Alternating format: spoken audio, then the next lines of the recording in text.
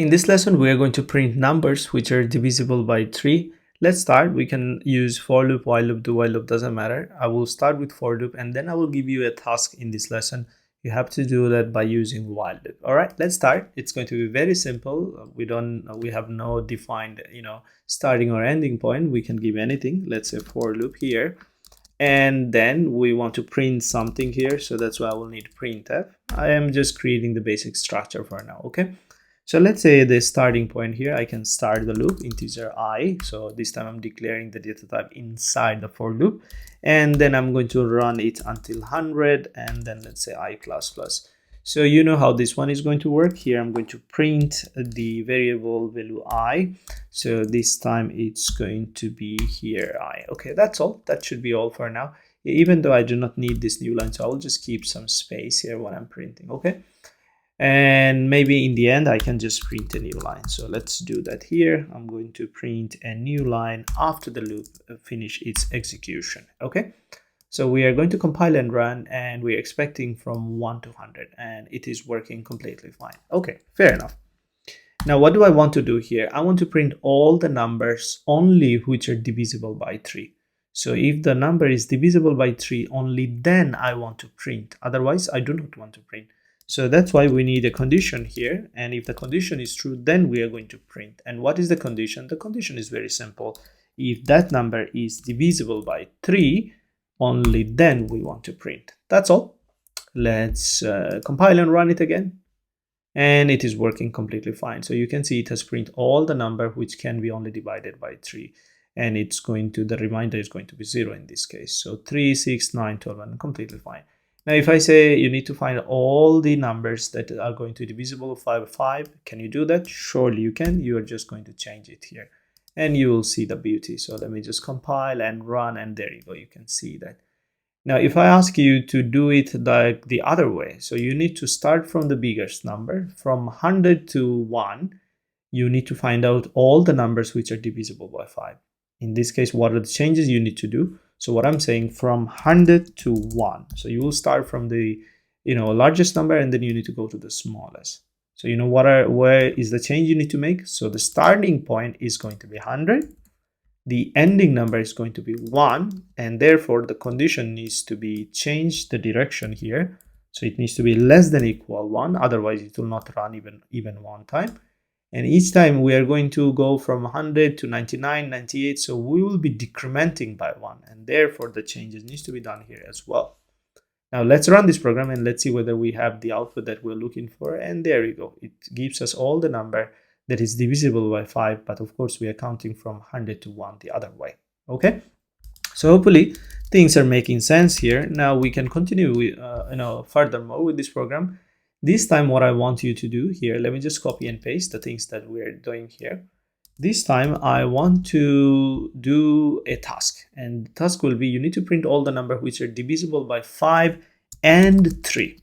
Both, actually. Can you do that? You can pause the video and give it a try.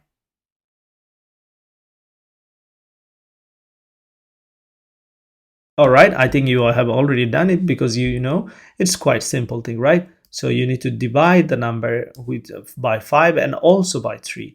So all you need to do, you need to find all the number which is divisible by 5, and so you need to add here, and the number is divisible by 3 as well. That's all. And now if we run this program, it should work the expected way that we're looking for. It gives us all the number that is only divisible by 5 and 3 both. Okay. Okay, fair enough. Now, there is one more thing I want to do here. Let's extend this program. By the way, let's start it from 1, so it makes more sense. And then let's go until 100, the way we are looking for it. And then maybe we can use the increment operator here. Okay. Now, what do I want to do here? Print a number which is divisible by 5 and 3. But here, what I want here, 5 or 3 actually, but not both. But not both. Can you do this? Can you take the challenge? I think I want to give you a little bit time here. So you can pause the video and give it a try here.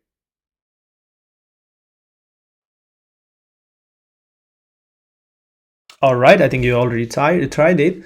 So this time we're looking for the numbers which is divisible by 5 or 3, but not both. And what do I mean by that? Let's say if I start from 1, 3 is a number that is divided by 3, then 5 is a number that is divided by 5, then we can have 6, which is divided by 3, so it's divisible by 3, then we have 10, which is divisible by 5, then we have 12, which is divisible by 3, then we have 15. But the problem is here, I said it's okay if the number is divisible by 3 or 5, but not both.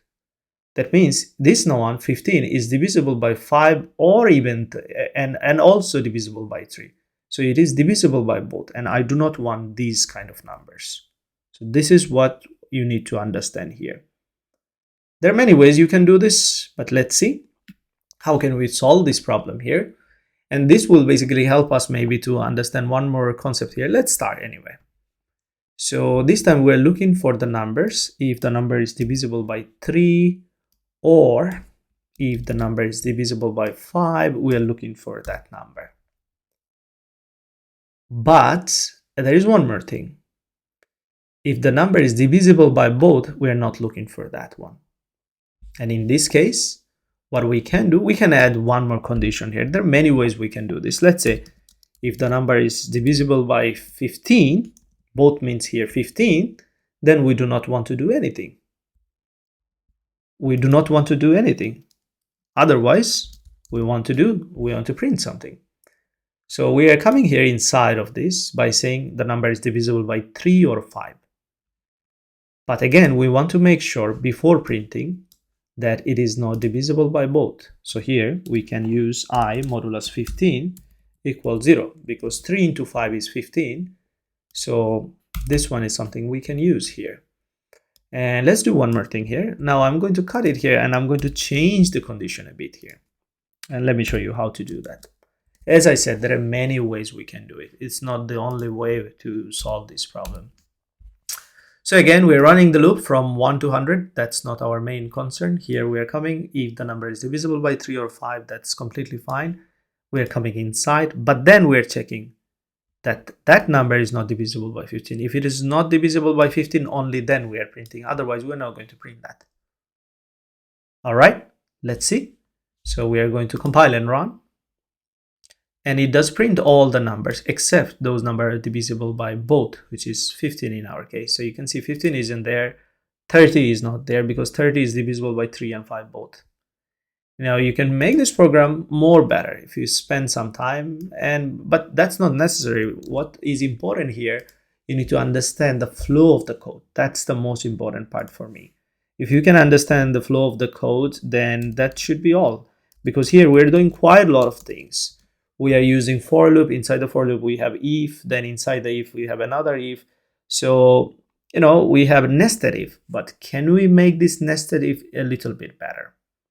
I do not want to use the nested if, to be honest. So what I can do here, let me just get rid of this nested if. I'm going to cut it from here. I'm going to change this one a bit. And what basically I want to do here, let's come back here. So what we're looking for, we are looking for all the numbers which is divisible by 3 or 5, but not, here the most important things, but not divisible by 15. This is something we need to focus here. That should be all. If we run this program, it should work. Again, I can put this one inside a parenthesis. And let me just make it a little bit clearer to you what I'm trying to do. So we're looking for the numbers which is divisible by 3 or 5. And we're also making sure that number is not divisible by 15. If it is not divisible by 15, then we're going to print. Otherwise, we're not going to print. That's all. We will go back to our update part, check the condition, come back inside again. This condition will be checked over and over. So let's compile and run. Let's see whether it does work. And it is working completely fine as we expected. Now we can beautify this program. There are many ways to change this. So let's say you can make this program a little bit more beautiful. And how is that? So we can create a few more variables to store this task.